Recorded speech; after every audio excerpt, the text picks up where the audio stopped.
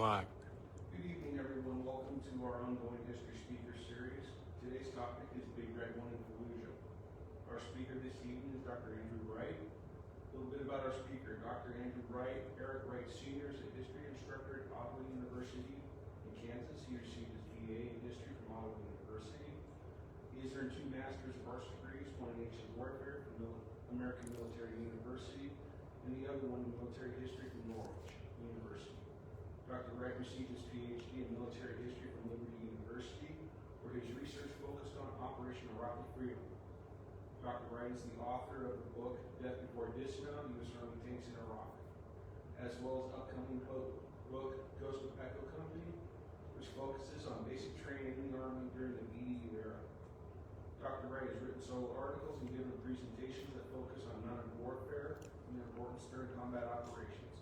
He is a veteran of the Army, serving with the 1st and 25th Infantry Divisions, as well as the 1st Cavalry Division, as an M1, A1, A2 tanker. He has completed 2 combat tours in Iraq in support of Operation Iraqi Freedom. Dr. Wright, the floor is yours.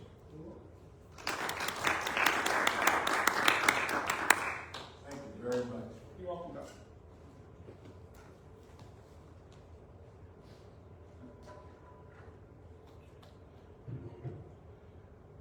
A couple things. First of all, I want to thank the Lord, my God, for allowing me to be here today, allowing me the opportunity to come and speak before you fine people. Thank the Frontier Museum for allowing me this opportunity to come and spread the word about Operation Iraqi Freedom. I gratefully accepted this opportunity. I'm glad to have it, and I hope more lecture series come out talking about Operation Iraqi Freedom, because I believe it is criminally undertaught, under-lectured. Before I get started too much, there's 3 works I wanted to shine a light on that talk about the topic we're going to talk about today, of course, Task Force 22 and the 1st Infantry Division in Fallujah. The first one being Ghost of Fallujah, which is probably my favorite military history book. It talks about the role of 27 Cav, 27 United States Cavalry in Fallujah. The second one is probably, I was just telling the Colonel just a second ago, probably the most famous military history book out there, at least about the topic, is a book called House to House. It talks about Task Force 22 and their role. And then the third book, of course, I humbly suggest that you read it, is Death Before Dismount. It is all from the vantage point of the United States Army, but also from Armored Battalion. The entire book is talking about major battles and how Armored Battalions were able to affect those battles.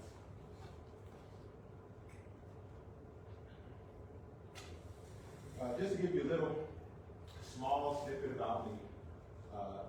Again, I served 2 tours in Iraq, 2007, 2005, and 2007.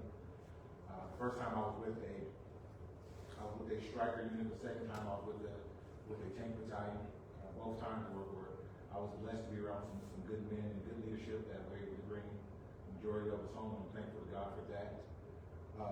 I try to focus my work on mounted warfare, whether it is ancient warfare, talking about the Greeks and the Romans and how horses were able to shift the landscape of battle, or, and as we talked about today, how having mechanized infantry and armor in a battle, how that can shift the battle, how it can change the outcome of military conflict. So, a couple questions that I get asked a lot. Why study the Iraq War? Let's start with that.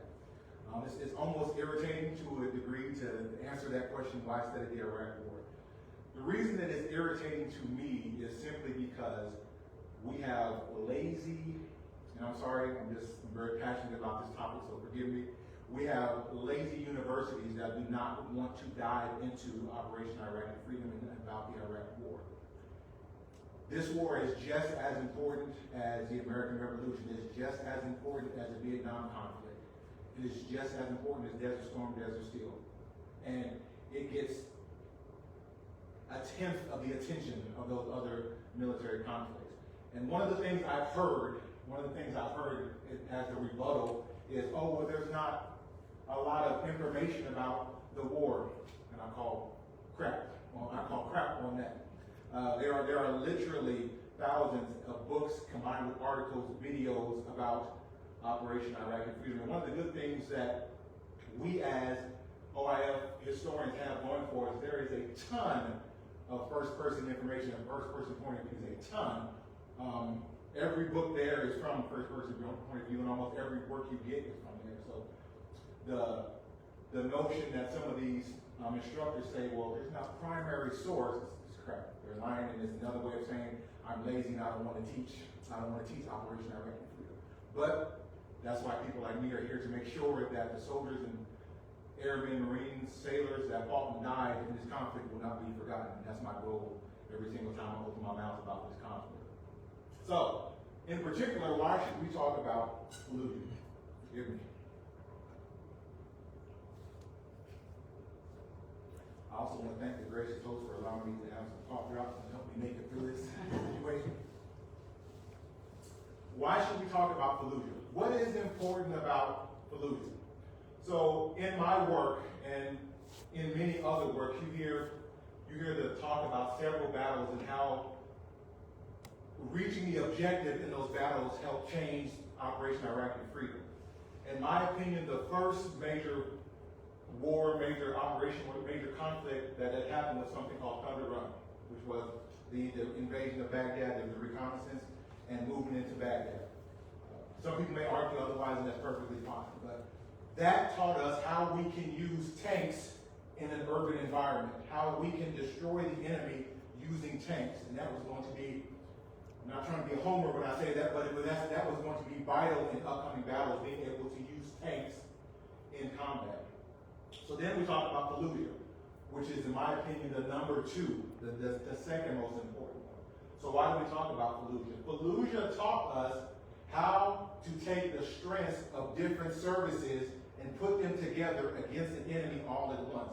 How to take the strength of the Marine Corps, the strength of the Army, the strength of the Navy, the strength of the Air Force, and deploy them against an enemy at one time in order to reach the objective. Now, in order to do that, and I give specifically the Army officers credit, they had to put their pride aside in order to do that. They had to realize that I'm not going to be in charge, and I'm going to have to answer to a... I don't think I need it, but... You don't need it. Don't tell me. Thank you anyway, I appreciate it. I have to answer to a Marine commander. And we all know, all of us who serve, at least in the Army and Marine Corps, that there is what's a nice way of saying it, natural rivalry between the two services, between the Army and the Marine Corps. I would argue, though, that this conflict, this operation taught us that the Marines and the Army in modern fighting are able to put those rivalries aside and say, we have an objective that needs to be met, and this is how we do it.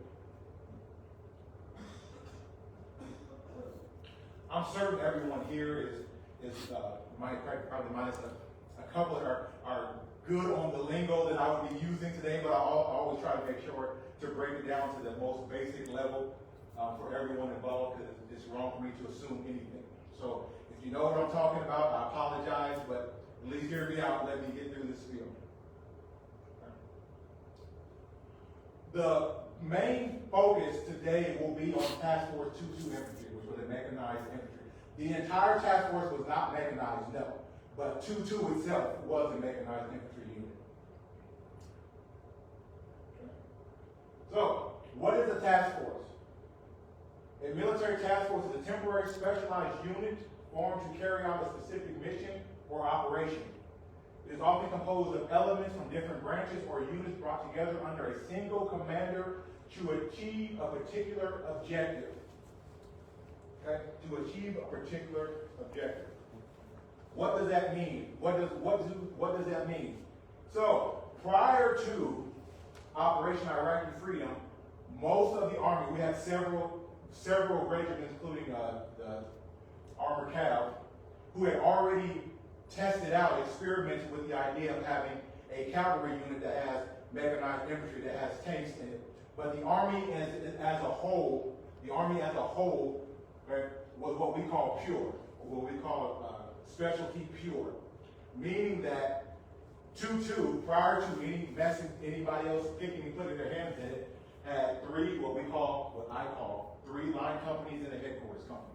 Okay? All of mechanized infantry, all of their infantry had the ability to be in Bradleys and to destroy the enemy that way.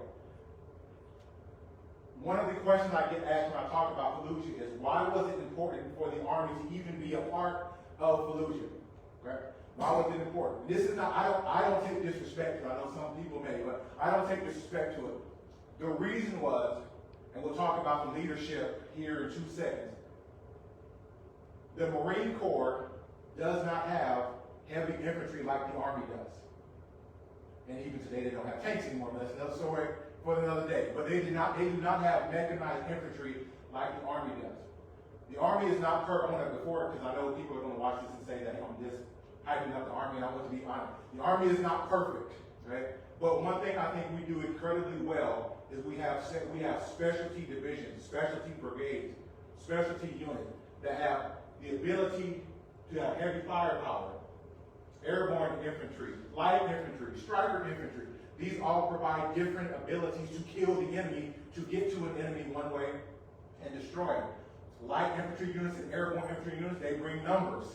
They bring numbers to the fight and being well trained and learning how to fight without relying on the vehicle. Okay? But mechanized units, they bring the firepower. They bring the thumping that no other units are going to bring. Armor brings the thumping like no other unit is going to bring. In my opinion, armor brings thumping like no other unit in the history of the military. That's another story for another day.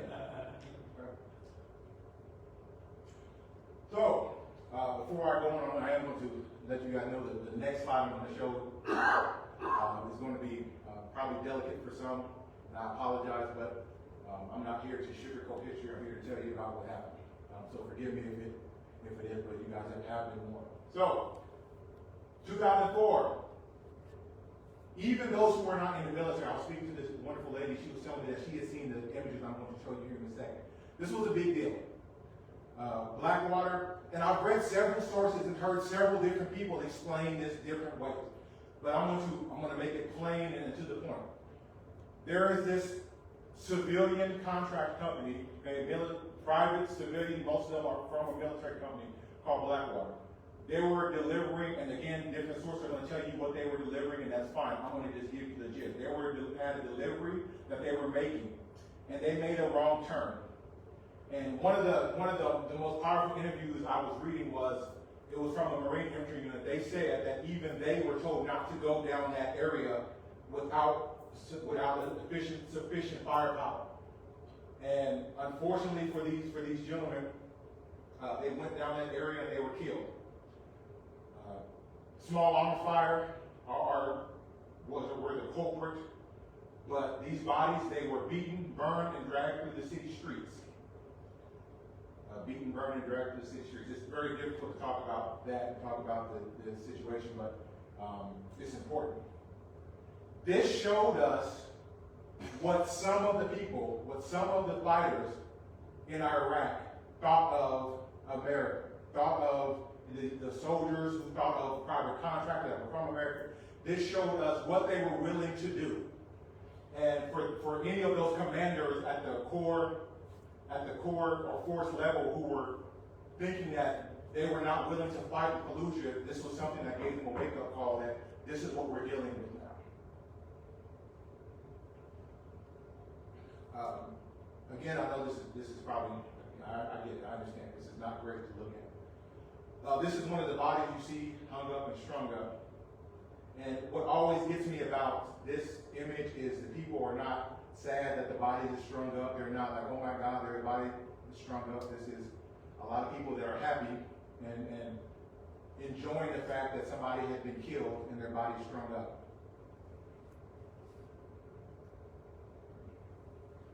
So this led to the first encounter, one of the first encounters that the Marines would have with Fallujah, called Operation Vigilant Resolve.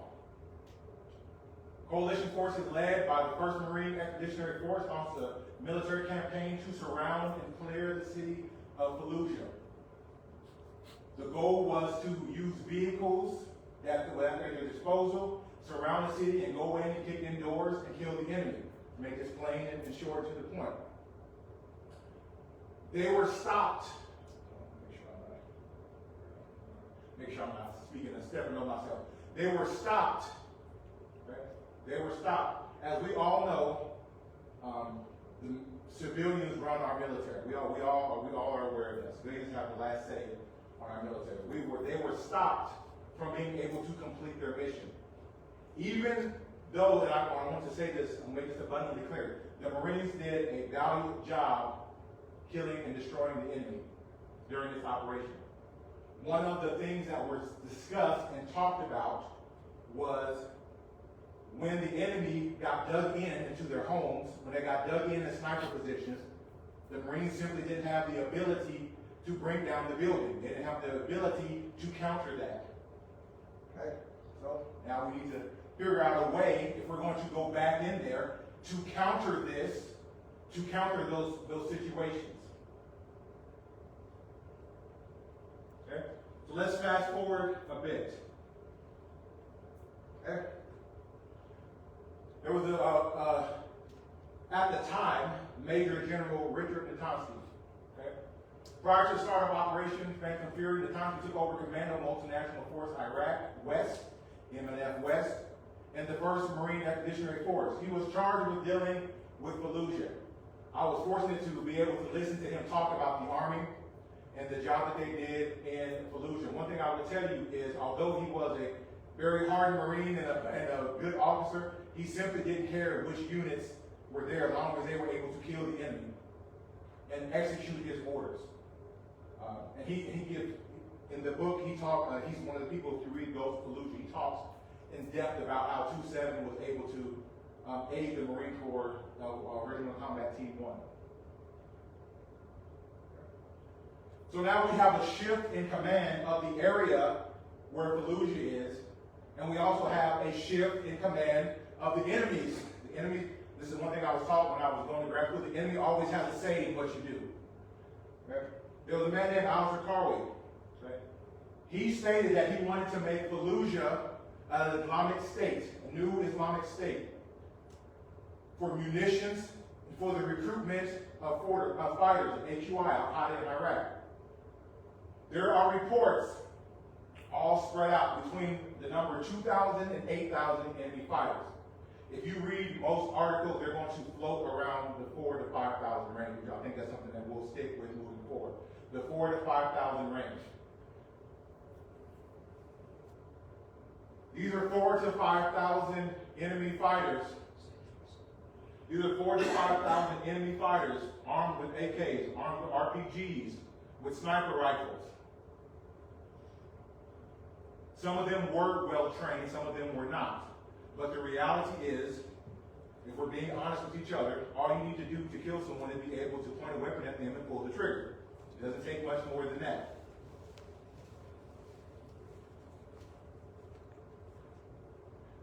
As I stated, the Marines had operational command of both regiments, both main regiments. 2-7 Cav from the United States Cavalry, they were sent to Regional Combat Team 1. Task Force 2-2, okay, they consisted in part, there were a lot, they had nearly 20 units in that altogether, but they consisted in part of 1-3 and 1-8 Marines, which are both infantry units, okay, along with Task Force 2-2 infantry.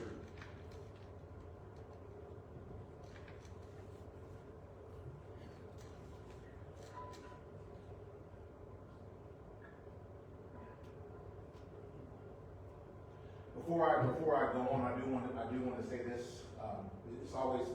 It's always sad to see this, but Command Sergeant Major Falkenberg, he passed away during this operation. He has talked about a lot in house to house. From everything I've read about him, he was an excellent senior NCO, a good man. From everything I've read, and I'm very sorry.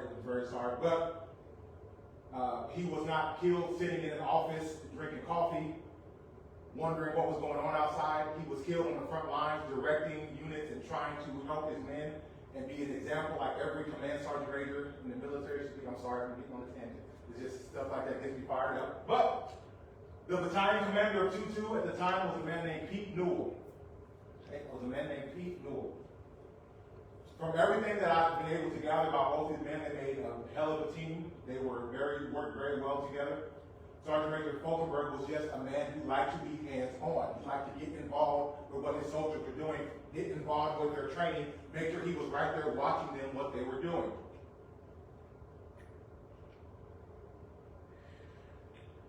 The main units, the main focus we're going to have for these units who helped Task Force 2-2 will be, of course, we talked about the actual infantry battalion of Task Force 2-2, Bravo 163, Alpha 263, 1/6 Field Artillery, and F Troop of the Brigade Reconnaissance Troop.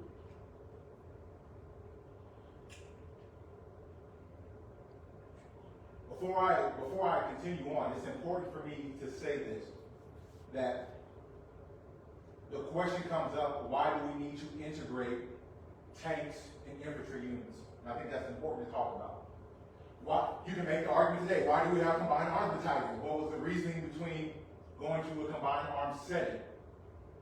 So what happened early on in the Army is you found out when you went to the field, your unit had to request, Bradley, you had to request some infantry platoons to come over with you for field training, for FTX. Okay? And for a lot of times, that's the only time you saw those infantrymen were when you were doing field training exercises. When we got to Iraq, and once we started conducting these major operations, the Army, in their infinite wisdom, realized that tanks can blow up buildings with the best of them. No one does it better. Tanks can put main gun rounds on a building, on an enemy position. They can use their 50 cal and their coax with the best of them. But what if we need to clear a room? What if there's an enemy inside of a building and we need dismounts to go in and clear a room?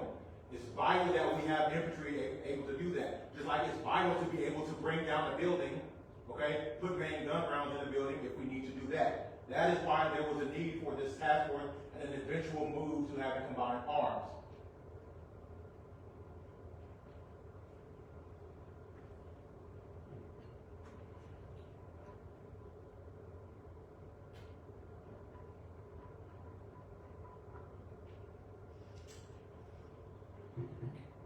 Shaping operations, or what one of my old commanders used to call lead-up operations.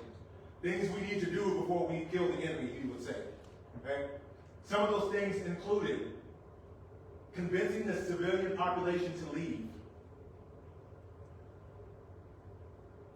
putting up propaganda to push the enemy away from the direction that we as a coalition forces, were coming. Okay? The deception plan ranged from distributing leaflets, building a fake military base, and conducting probing attacks on the outskirts of the city.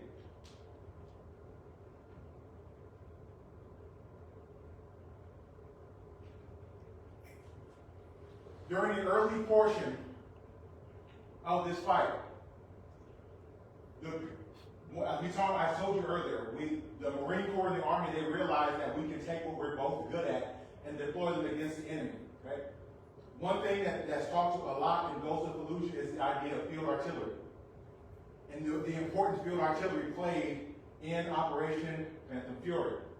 Having the ability to destroy buildings, destroy enemy positions prior to sending one dismounted troop into the city. The ability to call in airstrikes to destroy buildings, radio towers, stockpile of munitions, and even possible enemy positions prior to us stepping onto the field at all was very important. And the Army did a very good job, the Marines did a very good job, the Air Force, the Navy, all of them had a hand in these shaping operations and these lead-up operations that they had in firing on the enemy, whittling the enemy down as much as humanly possible prior to us going into the city. Again, this is a prime example of being able to destroy the enemy without having to kick open the door. To be able to destroy buildings and enemy positions without having to worry about an infantryman or a tanker being shot by a sniper or anything like that. Breaching operations. Breaching operations were important. General Latonski said his reason for the focus on breaching operations were to make sure that the tanks and Bradleys and other armored vehicles could get into the city quickly and effectively and not be stopped by obstacles. Not be stopped by obstacles.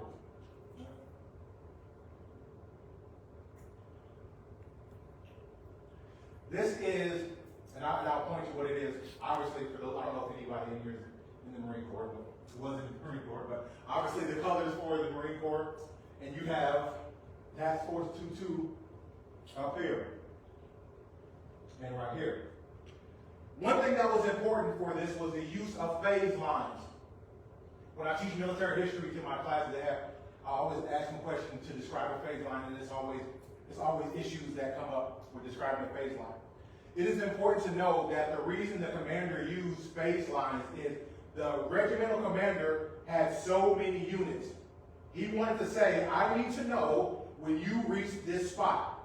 And I need to know, are you slow reaching this spot? Are there enemies coming? Is one side being sent to this spot and there's no enemies, and another side is being sent to this spot and they're chock full of enemies and they're being slowed down? Okay? The issue that the Regimental 7 commander had was he set up these phase lines. I believe they're marked over here on the side. But I believe when he set up these phase lines, Task Force 22 and Task Force 27 were getting there incredibly fast.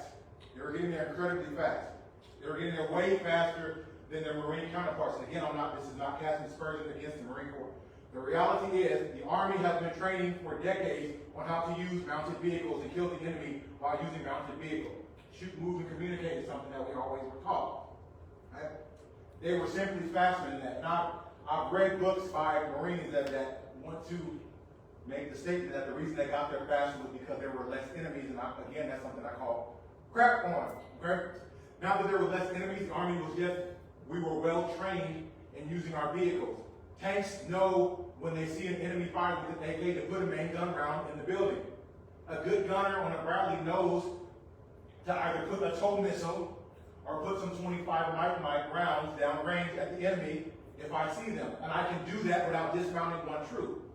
The Marines are really big, even to this very second, on using their infantry. That is their bread and butter for the Marine Corps, using their infantry, which is great. They have top-notch infantry.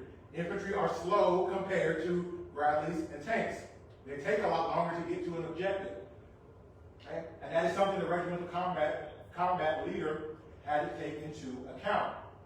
So this is where we shift apart from the dogma, from the misinformation, that's a nice way to say it, misinformation between what really happened. When I first started in my undergraduate school, I watched a documentary on National Geographic. It was simply called The Invasion of Iraq. They were doing an interview with 6 different people. All of them said the same thing. The Marines went house to house and killed this amount of enemies. The Marines went into Fallujah and killed this amount of enemies. This is why I'm here to tell the truth about what happened. Nearly 3,000 enemy fighters were killed. Nearly 3,000 enemy fighters were killed in Fallujah during this fighting. Of those nearly 3,000 enemy fighters, 1,700 of those enemy fighters were given credit to Army units. So, being an Army military history historian, I'm going to tell you that's a whole lot of killing for somebody that didn't do as much in the operation. Task Force 22 was given a specific mission to go in and aid with the clearing of houses for the regimental combat team. To go in and aid in the clearing of houses. Task Force 22 went in over 100-degree weather. Okay? Over 100-degree weather with 50 pounds of armor, ammunition, water, extra ammunition, night vision goggles, everything you can think of, and they kicked indoors. They killed the enemy. They asked their tankers, because for all you don't know, it's not AC in that tank. At least it wasn't at that time. It was not a beautiful thing to be there when it's 100-degree weather. They asked tankers to go in that hot heat and to fire on buildings. where there were snipers. Right? The three main enemies of this task force were sniper position, IEDs, and enemy fighters. Again, in the book, I keep referring to these books. I think they're excellent reading material. Staff Sergeant Bellavia, who wrote House to House, goes into great detail about how soldiers would kick open the door on several occasions, and there would be the door would be booby trapped. Okay? Killing soldiers as they kicked open the door. Tanks were running over IEDs. Okay? Bradley was running over IEDs, killing soldiers. Forgive me for being as passionate as I am about this topic, but what I'm going to tell you is, anyone who tells you the United States Army did not do their fair share in this operation is lying to you. We were tasked with aiding the Marine Corps to destroy the enemies of Fallujah. And we did that with honor, and we did that with valor. From the tanker, to the field artilleryman, to the Cav Scout, to the infantryman. 1,700 enemy fighters were killed and destroyed because of the training, the discipline of the United States Army. But I also want to say, without the aid of the United States Marine Corps, without the aid of the Air Force, without the aid of the United States Navy, this operation wouldn't have been successful. So, what were the big lessons and takeaways from Operation Phantom Fury? Okay. The biggest lesson is you have to have competent commanders, and this is where even in today's society things are important to note. You can no longer say, I'm an infantry officer, career infantry officer with the 82nd or 101st, and I don't need to know how to maneuver tanks. I don't need to know how to maneuver mounted warfare. I don't need to know how mounted warfare works. You can no longer say that. You can no longer say I'm a sergeant major and I've been light all my life, and now I'm going into a heavy brigade and I have no idea what I'm talking about, but it's okay because I'm a senior NCO. You can't do that. You have to know how to advise the commander on different troops. If you're an infantryman, you need to know how to work with tankers. If you're a tanker, you need to know how to work with infantrymen. Right? That's, in my humble opinion, that is the biggest takeaway from this fight. How to use different combat enablers to kill the enemy. And how important it is not simply to believe that you can just take tanks in there and blow everything up, or you can just take infantry in there and kick open doors without heavy fire support. That's all I have for you. Thank you very much. I appreciate it.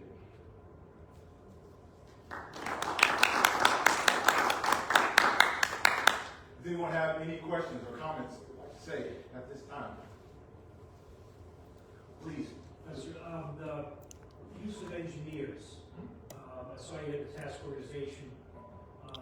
Did the Marines have to use Army engineers? No, they did not. The Marines have their own engineers. They actually, I'm sorry, I'm hyping these books up. Go buy them when you get a chance. In Ghost of Fallujah, they talk a lot about how the Marines engineers worked with the Army. To answer that question, the only unit that I would say that the Marines were lacking in abundance in this war was mechanized infantry and armor. And again, that's why the Army was asked to go and do that.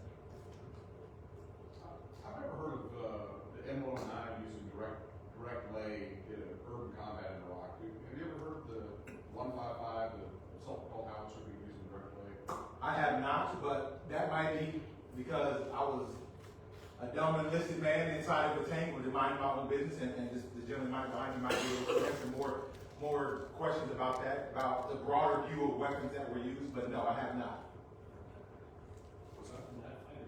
In general, I've never heard of it, because I know we did that in World War II, going into Germany to figure it out. I've never heard of us using the 109. I don't know if 167 did any time, not just in Bruce, but any time in the second. I know they're all in the Okay. Yeah. I never know. Any other questions? You mentioned Navy twice as part of this operation. What was your role here? So there were Navy SEALs. House talks about the Navy SEALs that were involved in that. Navy SEALs, not just in Fallujah, but heavily in Ramadi. Their presence was felt, probably more in Ramadi and Fallujah, but the Navy SEALs played a very heavy presence in, not just for Task Force 2-2, but for both regiments, for the entirety of the force in that fight. I think there was a big part of a medical battalion as well, supporting the Marines, because that's when they get to Florida. I think they had the better part of the Instructor battalion. Which is another reason the Marines couldn't advance. They don't have any armored ambulances. If a Marine got hit, they had the tendency to drag him back to the nearest Amtrak, if there was one available, put him in the Amtrak, and then the Amtrak would turn around and head back looking for the aid station. Again, the Marine, does he know where the aid station is? No, there's two different groups there. The medical evacuation on this was, And I don't want you to find people leave here thinking I'm bad mouthing the Marine Corps, because I'm absolutely not. we can help you. But they are limited in some aspects. They simply are. But they also are advanced in some aspects. Like I said, you can make the argument they have the best infantry. Go ahead, sir. I'm sorry. I think off your comment, they fought in different ways. Yes, sir. Infantry. They led with infantry, where we led with the Yes, sir. again, the defense and how they had set up the insurgents, because they were expecting the east to west fight. As you notice, it was in north. Yes, sir. Yes, sir. And on that eastern side, they were faced that way, they were dug. So that's one of the reasons why 2-2 was there in the east to come north and south, because they had that heavy river. And that's why they moved quicker. You had that, as you said, the gaps in the phase lines, because the army was able to move, and they had that, Iraqi force behind it that was holding clear. So it was just a different mindset how to fight. Not wrong, but just different. Didn't they coordinate with a striker unit outside in the desert around Fallujah? Can you go back? Yes, sir. Yes, sir. Yeah. Yes, sir. Oh, yeah. Is this what you're showing showing? some cavalry units out here? 2-1 and That's a, Second. OAR, light armor reconnaissance. yeah. For some reason, I remember that they're putting the striker brigade from Alaska, Mike Shields' brigade out there.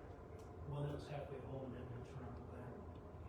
They have a NC battalion also that probably outposts there. And again, I want to make this abundantly clear. The units that I showed were not all the units that fought in this fight at all, not remotely. But I wanted to focus on those units there. I think, given the time we had up here today, I think those were important. Those were the important ones that we talked about as for 2-2, not as we talked about the entirety of Fallujah. That would take many hours to talk about the entirety of Fallujah. One last question. Go ahead, sir. Were you in this battle? No, sir. No, sir. And honestly, I'm not mad about it. From what I heard, I'm not sad, not one bit, because I was not there. There was a lieutenant in 263 that was running a blog during this. I'm about to say, Colonel said you were in He was 263. our first platoon leader. He was on the east, and they were task organized with the DRT. So he lost our first platoon. He went there. Yeah. And Neil Prokop's. Yeah, that's it, yes. I've heard of Neil. Yeah. I've seen him as a captain. I don't know what he is today, but I've seen interviews with him. That got into the crossover between an information operation and then got into some OPSEC things and then, yes. And he was irreverent, which is the thing that I think drew most attention. Armor again, that was it. That was excellent. I do want to, sir. You had mentioned about that situation of the guys on the bridge. Can you make some comments about Blackwater guys? I mean, did you have any contact with them So let me say this so I can speak for myself and not speak for anybody else. I never had any contact with any civilian military contractor both times I was in Iraq. I did not. That does not mean they were not there and around units that I was a part of, but the first time I went to Iraq, I was a gunner on the tank. The second time I was a tank commander, and both times I minded my business. I kept, my platoon sergeant said this, I'm not gonna say what he said this time, but if it's not platoon, if it doesn't involve this platoon, mind your business. That's what he always says. And so, That's how I try to live, that's how I try to train the guys under me, because it doesn't involve our platoon, and you don't need to worry about it right now. You don't have high enough rank to worry about it right now. So. But I want to thank everyone who gave me this opportunity to speak about Fallujah and Operation Iraqi Freedom. Please, if you get an opportunity to check out either of these books. The middle one you don't have to worry about too much if you're busy, but the two on the outside, please check those out. Those are I think those are vital as you just want you to learn more about Fallujah. But thank you guys very much for this. I appreciate it.